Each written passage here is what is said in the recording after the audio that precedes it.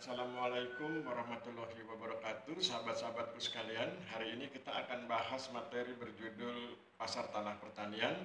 Materi ini saya ambil dari karya Alina Sikorska, Bosena Karwat-Wozniak, dan Paweł Chmielewski tahun 2009 yang berjudul Change in Agricultural Land Market and Agrarian Structure of Individual Farms in Poland. Jadi ini tentang bagaimana perubahan pasar tanah pertanian dan struktur agraria pertanian individual di Polandia. Artikel ini dimuat di dalam Journal of Economic and Sociology volume 2 nomor 1 tahun 2009 halaman 67 sampai dengan 79. Mari kita bahas. Penelitian ini bertujuan untuk menganalisis situasi di pasar tanah pertanian di Polandia, termasuk identifikasi dan deskripsi faktor-faktor yang mempengaruhi pergantian aturan dan aturan tentang perdagangan di pasar tanah pertanian, serta pengaruh Badan Properti Pertanian atau Agricultural Property Agency terhadap hubungan penawaran dan permintaan dalam perdagangan di pasar tanah pertanian. Analisis memungkinkan untuk menarik kesimpulan bahwa situasi di pasar tanah pertanian serta kebijakan pertanian bersama Common Agricultural Policy telah memotivasi munculnya petani yang tangguh secara ekonomi untuk memperkuat posisi mereka di pasar tanah pertanian dan untuk memperluas area tanah yang mereka atau petani miliki. Sejauh ini, efek utama dari situasi ini, yaitu perdagangan di pasar tanah pertanian, adalah peningkatan polarisasi struktur area pertanian di tingkat individu yang ditandai oleh adanya proporsi atau bagian yang lebih besar kepada petani, baik pada unit luas tanah yang relatif kecil maupun pada unit luas tanah yang relatif besar. Jadi pada unit luas tanah yang relatif kecil maupun pada unit luas tanah yang relatif besar, maka terdapat adanya proporsi atau bagian yang lebih besar kepada petani. Jadi kalau satu bidang tanah luasannya besar, proporsinya besar. Suatu luas dia tetap proporsinya besar ya. Jadi tentu disesuaikan dengan unit luasnya. Kemudian mari kita lanjutkan. Dalam produksi pertanian, tanah adalah sumber daya atau faktor yang paling penting karena sebagai lawan atau sebagai pendamping dari sumber daya lain yang digunakan dalam pertanian. Dan tanah tidak mengalami proses dislokasi atau perpindahan lokasi. Selain itu, karena pertumbuhan sektor pertanian, selain itu karena pertumbuhan sektor non-pertanian, khususnya industri konstruksi dan pembangunan infrastruktur, maka proses penyingkiran tanah atau excluding the land, dari peruntukan pertanian menjadi lebih cepat. Jadi maksudnya adalah perubahan penggunaan tanah dari pertanian ke non-pertanian. Akibatnya luas tanah untuk pertanian menjadi terbatas secara bertahap, makin sempit begitu, di mana pada tahun 2005 luas tanah pertanian per kapita adalah 0,42 hektar. Padahal pada tahun 1970 masih seluas 0,60 hektar. Jadi ada penyempitan luas tanah pertanian per kapita. Tahun 2005 0,42 hektar, padahal tahun 1970 seluas 0,60 hektar. Pertumbuhan ekonomi disertai dengan proses penggantian faktor-faktor tertentu dari produksi pertanian, dengan yang paling penting adalah menggantikan tanah dengan beban kerja, khususnya modal. Jadi pertumbuhan ekonomi disertai proses penggantian berbagai faktor yang terkait dengan produk pertanian, terutama yang berkaitan dengan modal, maka akhirnya ini akan menggeser peran tanah. Akibatnya dampak dan pentingnya penggunaan tanah pertanian dalam menentukan hasil ekonomi pertanian tertentu berubah, serta peran tanah sebagai lingkungan dan area produksi pertanian menjadi meningkat dibandingkan dengan perannya sebagai faktor produksi. Jadi kalau sebelumnya tanah itu berfungsi sebagai faktor produksi, media tumbuh tanaman, maka kemudian peran itu lambat laun menurun atau berkurang dan kemudian digantikan oleh peran tanah sebagai space, sebagai tempat, ya, tempat melakukan aktivitas. Jadi sebagai faktor produksi menurun, sebagai space, sebagai ruang, sebagai tempat kegiatan, peran tanah justru meningkat. Namun demikian, dalam pertanian Polandia dan terutama dari perspektif petani individu, luas pertanian yang digunakan masih menentukan kuantitas produksi pertanian untuk atau serta pendapatan dan kegiatan pertanian. Jadi meskipun tadi ada cerita tentang menurunnya peran tanah sebagai faktor produksi dan justru yang meningkat adalah peran tanah sebagai space, kemudian ada penurunan penguasaan atas tanah per kapita dari 0,42 pada tahun 2005 menjadi dari 0,6 pada tahun 1970 menjadi 0,42 pada tahun 2005. Itu semua mengalami perubahan. Namun demikian, dalam pertanian Polandia dan terutama dalam perspektif petani individu, luas tanah yang dipergunakan masih cukup menentukan bagi hadirnya kuantitas atau jumlah produksi pertanian dan juga masih bisa mendukung perolehan pendapatan dari kegiatan pertanian. Jadi meskipun luasnya menurun begitu, tapi kuantitas produksi pertanian masih bisa dipertahankan atau tidak terlalu berubah jauh. Demikian juga dengan perannya sebagai sumber pendapatan dari kegiatan pertanian. Kuantitas produksi pertanian dan pendapatan dari kegiatan pertanian sebagian besar dihasilkan dari teknologi produksi tradisional yang masih digunakan di sebagian besar kepemilikan tanah pertanian, serta struktur agraria pada tanah-tanah pertanian individu yang selalu merupakan bentuk organisasi dominan dalam produksi pertanian di Polandia. Jadi kualitas produksi pertanian dan pendapatan dari kegiatan pertanian sebagian besar dihasilkan dari teknologi produksi tradisional yang masih digunakan di sebagian besar kepemilikan tanah pertanian. Jadi teknologi produksi tradisional masih berperan penting di sektor pertanian di Polandia. Oleh karena itu, untuk meningkatkan daya saing sektor ini, sektor pertanian, maka proses restrukturisasi harus didasarkan pada konsentrasi produksi dan konsentrasi tanah pertanian. Jadi, kalau ingin ada perbaikan, maka harus dilakukan restrukturisasi, terutama mengatasi wilayah-wilayah yang merupakan wilayah konsentrasi tanah pertanian dan wilayah yang konsentrasi produksi. Dalam pengertian mengatasi boleh jadi adalah upaya untuk menjaga keberlanjutan dari tanah-tanah pertanian tersebut. Keanggotaan Polandia di Uni Eropa membawa perubahan signifikan pada kondisi perdagangan tanah pertanian diperdagangkan, diperjualbelikan, yang mengakibatkan munculnya dampak kuat dari ketidaksetaraan permintaan penawaran pada perdagangan kepemilikan tanah pertanian, dan ada lebih banyak orang yang ingin membeli tanah daripada mereka yang ingin menjual tanah. Jadi dalam konteks perdagangan tanah pertanian, ya, benar tanah pertanian diperjualbelikan, yang ingin membeli dengan yang ingin menjual itu lebih banyak yang ingin membeli.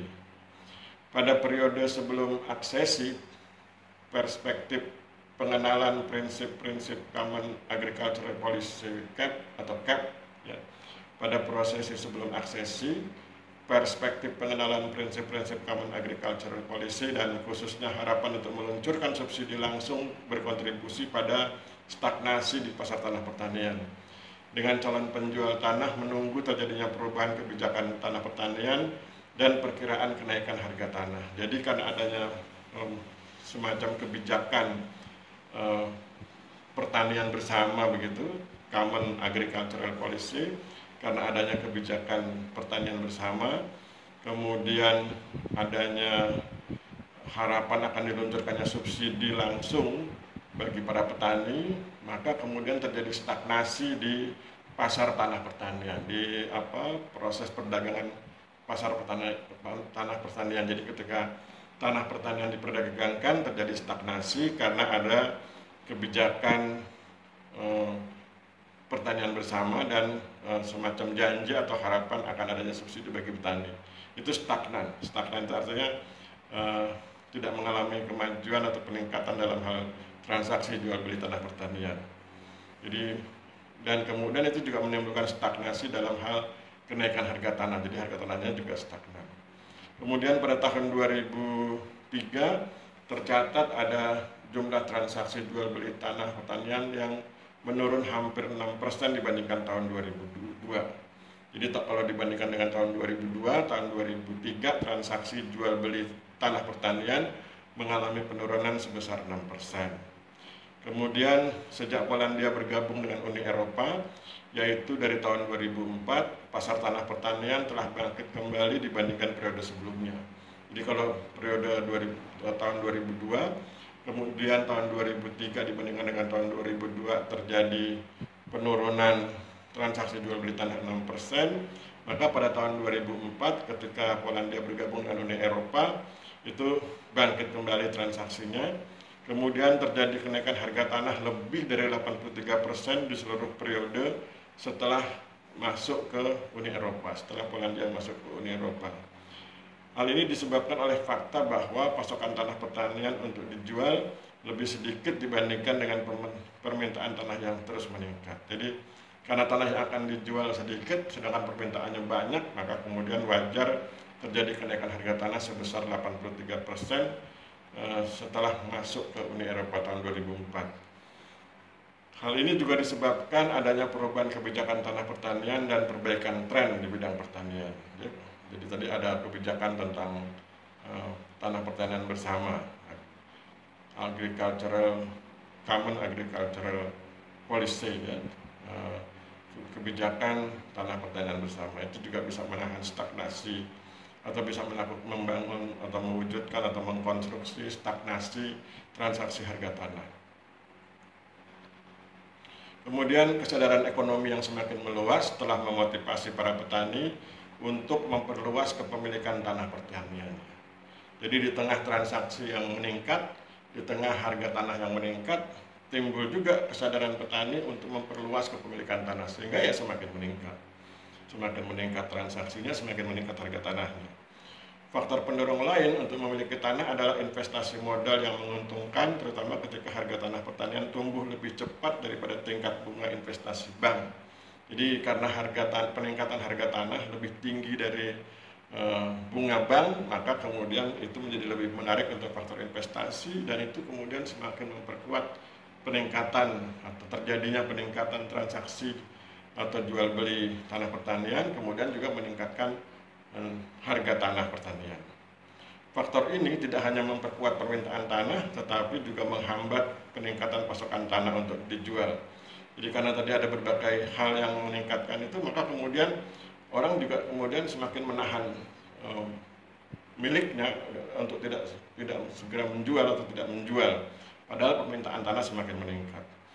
Sekalipun sumber pendapatan utama pemilik properti pertanian adalah pendapatan non-pertanian, kepemilikan tanah pertanian tidak dilikuidasi, melainkan hanya dikurangi luasnya.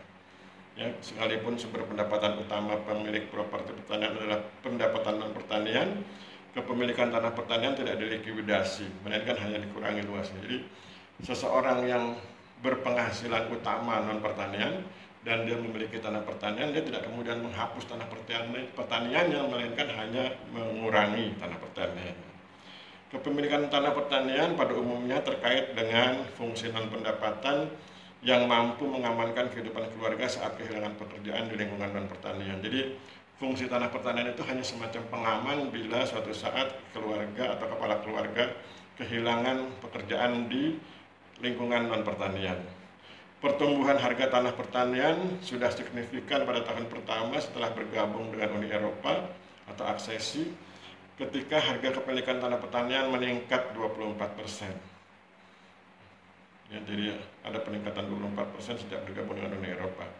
Selanjutnya antara tahun 2005 dan 2006 terjadi pelemahan ketika peningkatan nilai rata-rata tanah pertanian sebesar 13%. Itu harga tanah ya. Selanjutnya antara tahun 2005 dan 2006 terjadi pelemahan ketika peningkatan nilai rata-rata tanah pertanian sebesar 13%. Terjadi pelemahan ketika peningkatan nilai rata-rata tanah pertanian sebesar 13%. Bandingkan yang tadi ya, peningkatannya kan 24%, kemudian turun jadi 13%. Tetapi pada tahun 2007 terjadi pemecahan rekor ketika harga tanah pertanian tumbuh sebesar 31%. Jadi kalau kita coba baca pelan-pelan, begitu Polandia bergabung dengan Uni Eropa, harga tanah meningkat 24%. Kemudian 2005-2006 peningkatan harga tanah menurun menjadi 13%. Kemudian tahun 2007 pecah rekor ketika harga tanah tumbuh sebesar 31%. Pertumbuhan harga yang merata tercatat pada paruh pertama tahun 2008. Kecenderungan tersebut tercermin tidak hanya pada harga jual tanah pertanian di kalangan petani, tetapi juga pada harga jual tanah pertanian yang dikelola oleh Badan Properti Pertanian atau Agricultural Property Agency. Badan Properti Pertanian itu juga kemudian mengalami kecenderungan harga tanah yang terus meningkat. Kemudian secara nasional harga tanah yang dijual di kalangan petani telah meningkat sejak awal proses privatisasi. Ya. Jadi ketika privatisasi berjalan lancar atau berjalan di Polandia, maka kemudian saat yang sama mulai terjadi harga tanah yang meningkat. Inflasi yang besar telah mengurangi pertumbuhan nominal harga tanah pertanian selama beberapa tahun pertama antara tahun 1992 dan 1999. Antara tahun 1992 dan 1999 inflasi turun dari 43,0 menjadi 7,3%, sedangkan antara tahun 2004 hingga 2007 inflasi kurang dari 9,4%. Naiknya harga di pasar tanah pertanian dan membaiknya situasi di pasar mengakibatkan meningkatnya minat jual tanah pertanian. Pada tahun 2005 terjadi peningkatan perdagangan tanah pertanian dan selama tahun-tahun berikutnya tren ini menguat secara signifikan. Terjadi peningkatan perdagangan tanah pertanian. Secara total pada tahun 2007 jumlah akta jual beli tanah pertanian adalah 95.600 akta atau lebih tinggi 14% dibandingkan tahun sebelumnya. Jumlah aktanya itu meningkat 14%. Antara tahun 2005 dan 2006 terjadi peningkatan transaksi jual beli tanah pertanian sebesar 10%. Kecuali untuk transaksi jual beli tanah pertanian, perputaran di pasar tanah juga diwujudkan dalam bentuk sewa. Jadi selain jual beli tanah pertanian ada juga sewa tanah pertanian.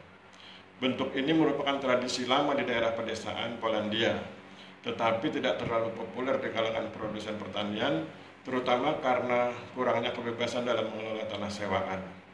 Namun seiring dengan perubahan yang dibawa oleh ekonomi pasar dan CAP, Common Agricultural Policy atau kebijakan pertanian bersama, ada peningkatan minat terhadap sewa tanah yang akhir-akhir ini diperkuat oleh ketidakseimbangan permintaan penawaran tanah dan kenaikan harga tanah. Jadi sewa tanah juga mirip dengan jual beli tanah, mengalami peningkatan, baik peningkatan harga maupun peningkatan transaksi.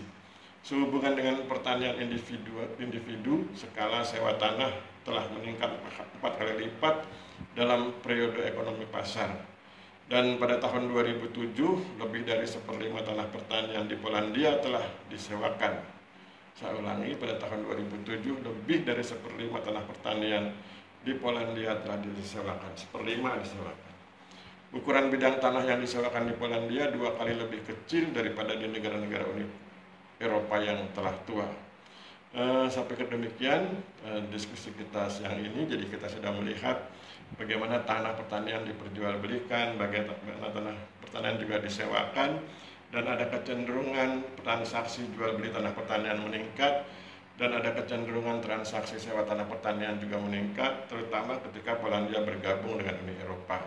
Saya pikir demikian, mudah-mudahan bisa membangkitkan pengetahuan kita, kemudian menginspirasi kita untuk membandingkannya dengan kondisi di Indonesia, kemudian berdasarkan inspirasi tersebut kita bisa mencari solusi bagi kebaikan pertanahan atau agraria di Indonesia sehingga bisa mewujudkan keadilan, kesejahteraan, dan harmoni sosial. Saya pikir demikian, kita akhiri pertemuan kita hari ini.